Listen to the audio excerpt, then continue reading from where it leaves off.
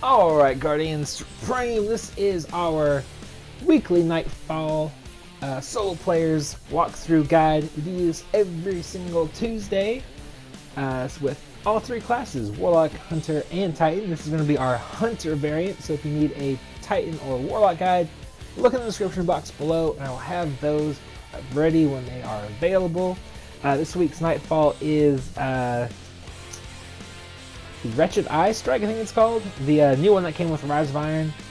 So, not too difficult. We are going to cheese it, so that offends you, go ahead and look for somebody else's video, but it's just the easiest way to do it, especially for solo players. So, we're going to go over the modifiers, and then we're going to hit up our setup, and then we're going to go ahead and go straight into the guide. Modifiers this week include Arc Burn. Arc damage from any source is greatly increased. Small arms, primary weapon damage is favored, but this will take away from your special and heavy weapon damage output, so just keep that in mind. Juggler, no ammo drops for your equipped weapon. Airbourne, players deal more damage while in the air. And Daybreak, the darkness grows stronger and so do you. Form a fire team of 3 or 1 if you're watching this video, more than likely, and unleash your light with greatly increased ability recharge. So that is awesome. As far as setup goes, we're using Hand of Judgment, which is pretty awesome. So what you want it is either some sort of high impact scout rifle or high impact hand cannon. I would say scout rifle, especially for the boss fight. You're going to definitely want something with a very high impact and range, so keep that in mind. And then Devil's Dawn is what we're going for with Arc, high impact, low rate of fire, pretty much anything like that is what you want. And then we switch over to Icebreaker, but if you don't have that, don't worry about it. And then Bretomart Stand, just because it's Arc. As far as setup goes, we start off on a Night Stalker, which we go Shade Step, because that's just my personal preference. You definitely want Lockdown, Grenade, and Smoke effects last twice as long, allowing strong territory control, so you can be invis more, or your grenades will also last twice as long, which both help tremendously. And then, since I forgot to take it off of Black Hole, we start with that, and then I come to my senses and use Bloodbound. That's my personal preference. It does clear ads a whole lot faster, so I would suggest at least trying Bloodbound, and if it does throw you off, go ahead and use Black Hole. I wouldn't use Quiver. That's kind of like a PvE or a PvP node in my opinion. And then of course, grenades and jumps are your choice. And then we try to be smart and use Blade Dancer. And so you want to go Stalker, Shadowjack for invisibility, increased invisibility, Escape Artist for more invisibility, Vanish, you guessed it, for more invisibility, and I was using Flux Grenades. We'll get into this at the boss fight of why I switched over to Blade Dancer, because that's when I used it. I did prefer Night Stalker just because Tether, man, it's pretty badass. But anyways, let's go ahead and get into the guide. Alright, so this strike actually starts off in a Nightfall area, and I would suggest killing these guys if nothing else but for the points. So remember, your abilities are going to recharge like crazy. Think of Mayhem, Clash, or something like that fast. So definitely go ahead and just pop your supers as often as possible, because not only will the actual tether kill get you a little bit bonus points, but creating orbs will get bonus points. And then if you kill 3 or more targets with your tether, them being tethered, you'll get entrapment medal, which is also bonus points. And the more bonus points you get, the more time you can take, because you won't be relying so heavily on the time bonus, which shouldn't be too much of a problem. If as long as you just stay back, try not to die too much. I know that's a little obvious to say, but trust me, sometimes it needs to be said. But go ahead, like I said, pop your tethers. There's just going to be a few waves of falling here. Nothing really too difficult, nothing to worry about really, just a bunch of dregs and shanks. So just go ahead and kill them and move on.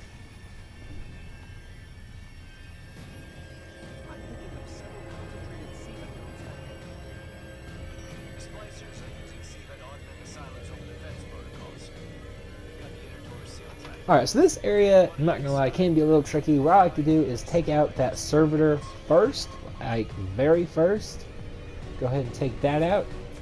Get those vandals out of the way. And then to the right, there's going to be some hive knights. You definitely want to take them out first because they will be doing arc damage as well. So go ahead and take them out first. Hopefully you can swap weapons around a little bit. Make sure you have plenty of primary ammo and special ammo and heavy ammo. With Juggler, remember you're not going to be able to get primaries as long as your primary weapon is equipped. So keep that in mind. Just constantly go around changing your weapons, and then you should be alright. So once you go ahead and kill the node, make sure you kill all of these guys first. It will make your life a little bit simpler. That way you can just go into the next area and tether right away. That way you don't have to kind of stay back like I'm doing right now. It will save you a little bit of time.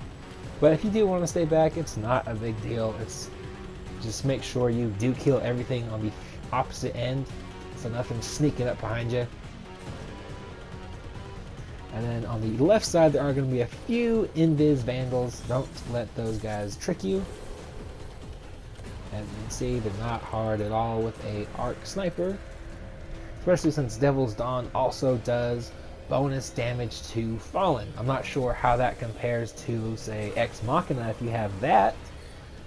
This is a no raid weapons guide this time, so if you do have that, definitely use that. Also, if you have Chaos Dogma, the Adept version, I bet that thing shreds this week. Definitely use that. Let me know how that works. I don't actually have that one, because I get a bit antisocial when that Nightfall comes around for whatever reason. But yeah, if you have that, definitely use it. But in here, there's just going to be some more dregs. Just take them out. Or those might be vandals. Yeah, those are vandals. Go ahead and take those guys out. I would wait here to pop your super until you're in the room, just like I'm about to do. Take everything out really quick. Like those guys would all be dead right now if I was using Bloodbound, so it's a little frustrating that I keep forgetting to take that off, but hey, whatever, right? Go ahead and take out the captain and the 3 or 4 vandals. 4, plus the invis ones that I had no idea were even in there. Wasn't paying too much attention. That was out of Gunslinger habit. Go ahead and kill the node and then head back. Alright, in this next area, switch to that Bloodbound. But in this next area, there's going to be 2 servitors, so you might want to stay back a little bit. And a bunch of dregs and vandals. Nothing too bad to worry about. Go ahead and take them out. Usually, these guys will come out into this middle area. I'm not sure why they decided to stick in here this time, but it can be to your benefit if they do that. It gives you a lot of extra cover since they're just going through that doorway. But just go ahead and take everything out. You know, it's extra points, and they're not very difficult whatsoever to kill. Go ahead and make sure everything's reloaded. I would love to get some transversive steps on hunters. I hope that's a thing in Destiny 2. I love transversive steps. I don't often run it on my warlock, but when I do, I really do. I love those. So, but go ahead and kill everything in here. There's going to be like a captain and some more vandals. Go ahead and kill them, and then take out this little Siva node. Next up, you should be going into the room, the main entrance area from before. So go ahead, make sure you definitely have Bloodbound here. It'll save you a butt ton of time, and I will show you exactly why right here. Make sure you get a good tether, and watch how fast these guys all fall down. Pretty damn fast. The only downside to that is tether runs out extremely quickly. In Destiny 2, if there is Night Stalkers, which I'd assume there would be if there's still Gunslingers, I definitely want to see something where some kind of exotic that lets Bloodbound last longer. For me, that would be totally worth it, but a lot of people are probably go, yeah, that's wasted torque. You know, it's all to your preference. I love Bloodbound. Would love to see it last as long as Black Hole. Anyways, go ahead and head down here. Whole lot of not much to talk about in this strike. There's a lot of empty spaces. Go ahead and take these guys out and continue on. This room is going to be some vandals. There is a captain, maybe a servitor. Guess we'll find out together. Some shanks in the back there. Not doing arc damage, but they did hurt a lot. So just be careful of that. Definitely, I would say kill everything in this room and then kill the node. Or if you get a nice little open spot there, you can go ahead and just take it out. You definitely remember to switch over your weapons. You see me using my heavy a lot because I see that there is a heavy box coming up. So I know there's at least that type of ammo coming for me. So go ahead and kill everything here. Remember, anything that does a melee damage is also going to be doing arc damage. So be very careful of that. As you can see, we already got a gold medal, so now it's just a matter of completing it in the next 21 minutes, which I know you guys can do. If you didn't see, this room had a servitor and a bunch of dregs, maybe a couple vandals, but that one tether with Bloodbound took them all out like that. So definitely go ahead, keep that in mind. I would say try it out, just give it a shot. So go ahead and move on into the next area. Just be very careful. These guys are going to be doing arc damage, melees. There's going to be a captain in there, some dregs, or not dregs, but vandals. Boom, bada boom. Totally in the long row. But that's okay. Extra points, why not? Definitely go in this little crevice right here. You'll see it no matter which direction you come from. Just because it instantly takes you to the little Siva spot. And you can easily just hop in, kill that thing, throw down the tether if you want to, kill those guys or not. And as you can see, I skipped a bunch of enemies this way. Let's go ahead and do that. I should be using my heavy ammo. I don't know why I'm not. But just keep switching weapons. Grab the heavy box if you get it. I know it usually spawns, but sometimes I think it'll also spawn a special box. Don't quote me on that. But now we're finally at the boss fight. Well, not finally, it didn't take us all that long. But what I was attempting to do right here is make sure this is still a cheesable strike. You never know, sometimes Bungie likes to mess that up for you. So go ahead and definitely do that. There is a little thing on there that you can jump on. If you look at it, there's that little beam right there in the middle. That's about where you want to be. And this rock is where you want to be as well. So go ahead and waste Kovic with your sniper. I would definitely say use your sniper first, just because it does do more damage per shot, and it'll also flinch him.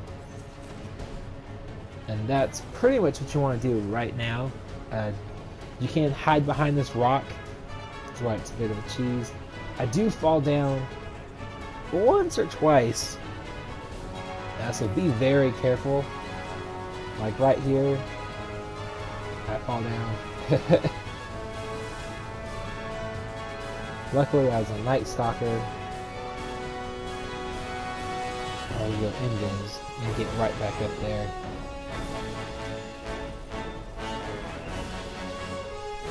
I was having a horrible time trying to see this part too.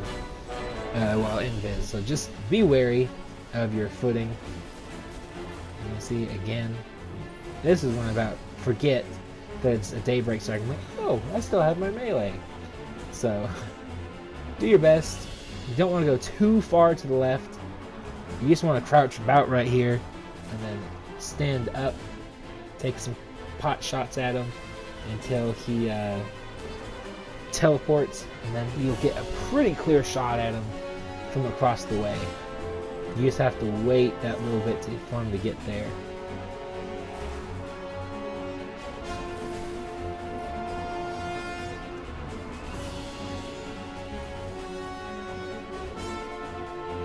Also, at this spot, you don't even have to worry about the ogre. He can't get you from here. Though he did knock me off once he gets like super enraged, and that's when I also swap over subclasses.